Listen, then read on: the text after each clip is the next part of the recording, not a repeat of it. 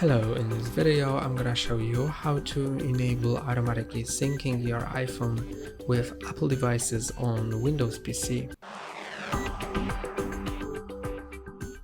If you want your iPhone to automatically sync to Apple devices whenever it's connected to your Windows PC, connect your iPhone and go to Apple Devices app, then go to General Settings and scroll down to Options.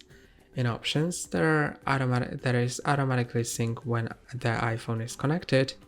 You can check this option, then click on Apply, and now whenever you plug in your iPhone to your PC, it will sync with Apple devices.